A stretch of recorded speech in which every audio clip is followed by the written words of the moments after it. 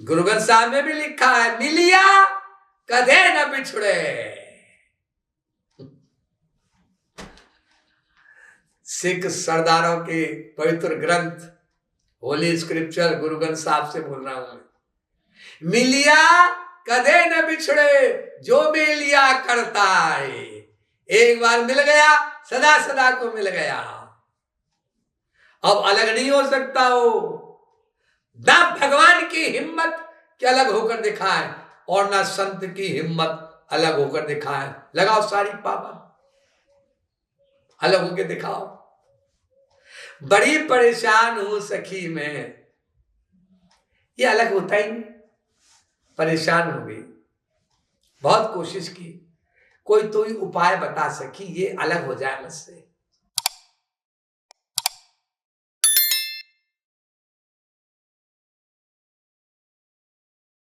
आंख खोलूं तो वहां बैठा है, बंद करूं तो अंदर बैठा है। क्या मुसीबत आ गई मेरी। मैं किचन में जाऊं तो वहां बैठा है, बेडरूम में जाऊं तो वहां बैठा है, ड्राइंग रूम में जाऊं तो वहां बैठा है। गेस्ट कोई मिलने आए तो गेस्ट के अंदर बैठा है, वहां देखती हूं उसी को। बाटन में, खाटन में, बीथिन में, बागन में, वृक्षन में, बेलिन में, वाटिका में, वन में, दरिन में, दीवारन में, देरी दरीचन में, हेरिन में, हारन में, भूषण में, तन में, गोकुल में, गोपिन में, गायन में, गोधन में, याई ब्रज मंडल के, रेणु में, कन में, जहां जहां देखो तहां श्याम ही दिखाई दे। मेरे श्याम छाई रहे नैनन में, मन में।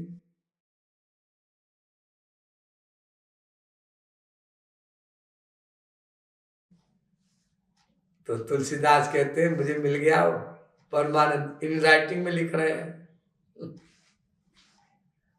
इन राइटिंग में, लिखित में दे रहे हैं। जब महापुरुष को भाव आता है ना कभी कभी, तो ओरिजिनल बात कह देता है भाव में। जैसे अंगद को आ गया, राम के दूत बनकर गए थे, तो कायदे से उनको राम का दूत ही बने रहना चाहिए था। Even while he was talking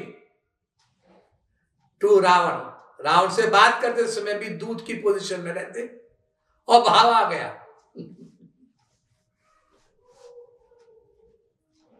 और क्या बोल बैठे जब पैर छूने आया रावण अंगद के, देख मैं कौन हूं बताऊं, इस पैर को हिला देना 1 इंच भी। राम के दूत में ये ताकत है। विवेकानंद ने भी कहा था अमेरिका में, रामकृष्ण परमहंस मेरा गुरु क्या है, ये तो बात की बात है, पहले मुझसे निपटो। भाव में भूल गए बेचारे हो विवेकानंद भी।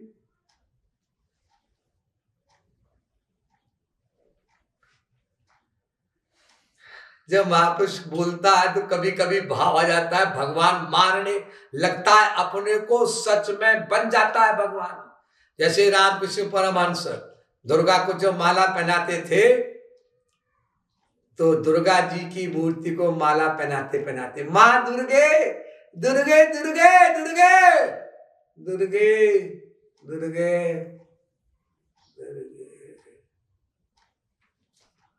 खुद अपने को माला पहना लेते थे। बड़ा अपमान किया हम लोगों ने तब रामकृष्ण परमहंस का। देखो दुर्गा का अपमान करता है, खुद अपने को दुर्गा मानता है। ऐसा इसलिए बोलते हैं हम लोग क्योंकि हम लोग रामकृष्ण परमहंस की सीट पर नहीं है।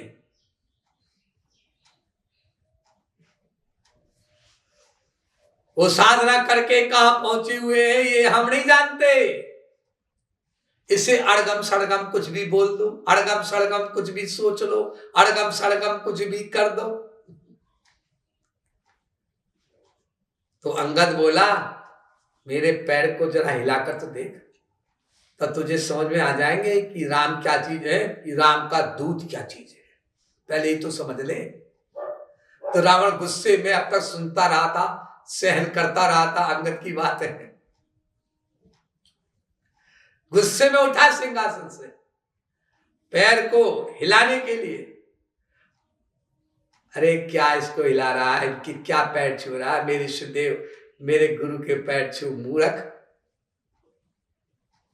फिर ही राम सीता में हारी, ये शब्द बोला था अंगद रावण से, अगर तू पैर मेरा हिला सका तो ले जाना, तुम सीता को अपने घर रख लेना, अपनी वाइफ बनाकर, बेटर हाथ बनाकर, मैं बैरंग लौट जाऊंगा राम के पास। ये क्या बोल बैठा ये अंगद रावण से, ये क्या बोल बैठा। रावण कम शक्तिशाली नहीं था, सारे देवी देवताओं को पकड़ करके उसने अपने कोठी के जो पिलर थे, जिस पर कोठी का लिंटर पड़ा हुआ था, उस पिलर में बांध कर रख रखा था रावण ने। कुबेर को, इंद्र को, वरुण को, इन देवी देवताओं को जिनकी पूजा करता है हिंदू समाज सारे विश्व में, उनको पूजा करना तो लग रहा, उनको पकड़कर स्वर्ग में जाकर और अपने लंका में कैद कर कर और रस्सियों से बांध रखा था, जंजीरों से, इन देवताओं को। ये ताकत रखता था रावण।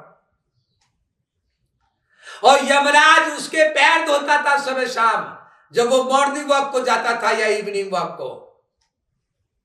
ये हस्ती था रावण।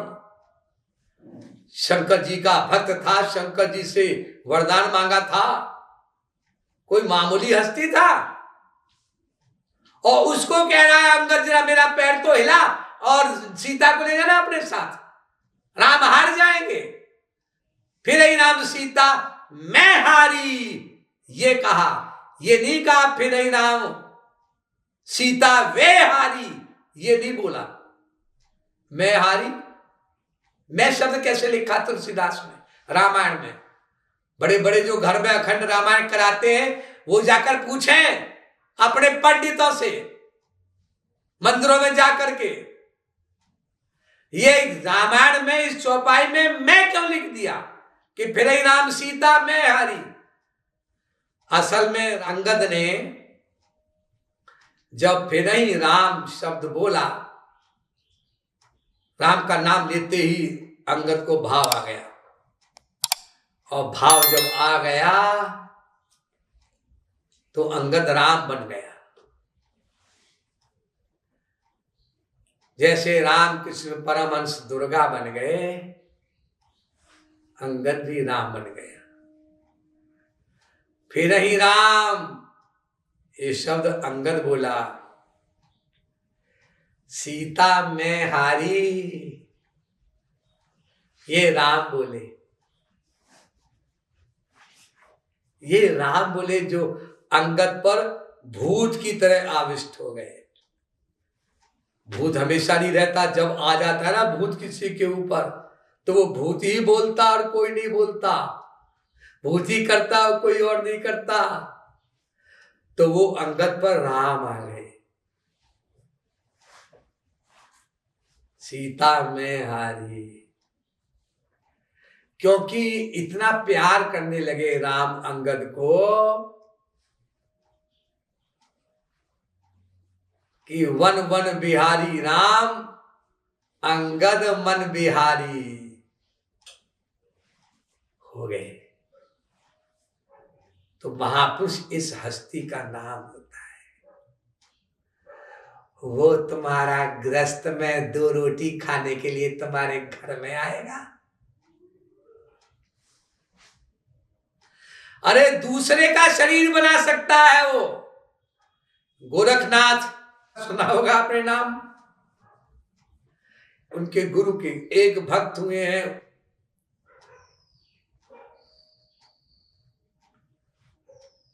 तो उन्होंने एक बार गलत बात बोल दी अपने गुरु से कि हम बहुत परेशान हैं, बेटा नहीं हुआ अभी तक, इतने साल हो गए ब्याह के बाद। गुस्से में आकर के उन महापुरुष ने एक सेब दे दिया, जाओ अपनी बीवी को खिला देना। बीवी मानती नहीं थी, महात्मा को विरोधी थी, नास्तिक थी। वो देकर चला गया तो उस बीबी ने सेब फेंक दिया खिड़की के बाहर, खाया नहीं। और पति अपना दुकान पे चला गया काम धाम करने, उसे सोचा खा लिया होगा। और गुरुजी अपने रास्ते चल दिए। 5-6 साल बाद आए फिर दोबारा एक बार, क्या हाल है? अब तो जिंदगी मजेदार कट रही होगी, 6 साल का हो गया होगा वो बेटा। लिखा महाराज जी कैसा बेटा? अरे वो तुम्हारी बीबी के जो बेटा हुआ होगा 6-7 साल पहले, कोई बेटा नहीं हुआ। क्या लगता है बेटा नहीं हुआ? मैंने कहा है नहीं महाराज नहीं हुआ। बुलाओ अपनी बीबी को। उसकी वाइफ आई, क्यों नहीं? सेब दिया था तेरे पति ने, खाया? डर गई उनकी तेज आंख से। नहीं बाबा जी, महात्मा जी, वो मैंने खिड़की में फेंक दिया बा। अब पति गुस्सा हो गया और महात्मा जी गुस्सा नहीं हुए। मायाधीन जी है, करता है विरोध, क्या करना। कहां फेंका तेने वो सेब? खिड़की के पास, जहां मैं सुबह शाम अपना गोबर फेंका करती थी और राख फेंका करती थी। वो महात्मा जी उस बीवी के पति को साथ लेकर वहां गए जहां गोबर में और राख में उससे फेंका हुआ था, और बोले सेब के साथ जो मैंने आत्मा भेजी थी कि वो मेरे साधक की बीवी के शरीर में घुस जाए और पंचमहाभूत लेकर के बाहर आ जाए, तो मेरा आदेश है अब वो पंचमहाभूत इस आत्मा के चारों ओर इकट्ठा हो जाए और शरीर बन जाए, और बिना स्त्री के गर्भ में गई वो आत्मा उस स्त्री के बाहर पंचमहाभूत युक्त हो गई, और उसी का नाम है गोरखनाथ, जो आज गोरखनाथ संप्रदाय है। तो दूसरे का पंचमहाभूत का शरीर बना सकता है महात्मा महापुरुष, तुम्हारी रोटी के बगैर अपना पंचमहाभूत का शरीर नहीं बना सकता महापुरुष? कि गृहस्थ के बगैर काम नहीं चलेगा बाबा जी का? अरे वो सब चल जाएगा काम, तुम्हारा काम नहीं चलेगा बाबा जी के बगैर। क्यों? बाबा जी नहीं है, वो नहीं बताएंगे एक बीवी पति से कैसे व्यवहार करे, पति बीवी से कैसे व्यवहार करे, बाप बेटे से कैसा करे, बेटा बाप से कैसा करे। घर में सुख शांति चैन आना बंद हो जाएगा, लड़ाई झगड़े शुरू हो जाएंगे, उन ग्रस्त के लोगों का प्रारब्ध उनको मटिया मेट कर देगा। ये कौन सिखाएगा? महापुरुष। तो महापुरुष के बगैर कैसे चलेगा ग्रस्त का काम? बीवी पति बाप बेटा को तो ज्ञान है ही नहीं कि क्या हमारे कल्याण का मार्ग है। इसलिए वेद ने कहा सब गृहस्थियों के लिए उत्तिष्ठत, उठो, जागृत, जागो, प्राप्य वरानी बोधत, और महापुरुषों से ज्ञान प्राप्त करो कि हमको गृहस्थ में रह करके क्या करना है, कैसे करना है, ताकि हमें वही परमानंद मिल सके जो गृहस्थ छोड़ करके जंगल में रहकर या आश्रम में रहकर किसी महापुरुष की शरणागति करने पर मिलता है। ये बात महापुरुष सिखाते हैं, भगवान नहीं सिखाते। भगवान केवल वेद शास्त्र प्रकट करते हैं। इसलिए हमारा जीवन तब ही धन्य हो सकता है जब हम महापुरुष की पूर्ण शरणागति करें। ये कुंभ इत्यादि मेलों का आयोजन भी इसी पर्पज से, इसी उद्देश्य से किया जाता है, इसलिए कि you may thrust your head into all the corners of the world. You may explore the Himalayas, the Alps, the Caucasus. You may sound the bottom of sea and pry into every nook of the Tibet and the desert of Gobi. But you will not find peace anywhere unless your teacher has come, your guru has come. And when that divinely appointed teacher comes, serve him with childlike confidence and simplicity, and freely open your heart for his influence, and see in him God manifested. Those who come to seek truth with such a spirit of love and veneration, it is only to them that the Lord of truth reveals the most wonderful things regarding truth, happiness and beauty. अर्थ यही है जो आपको बताया कि वो महापुरुष मिले तो उसमें भगवत भावना रखो और श्रद्धा पैदा करो।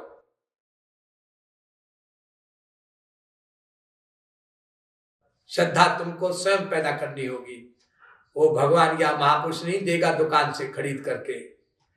जो जीव ऐसा कर सके, जो साधक ऐसा कर सके, वो हरि गुरु की कृपा के द्वारा तुरंत महापुरुष सत्य को प्राप्त हो गए। बिगड़ी जन्म अनेक की, सुधरत पल लगे न आध, पाई कृपा निधि प्रेम सौ कहे, कौन राम की यो साधु।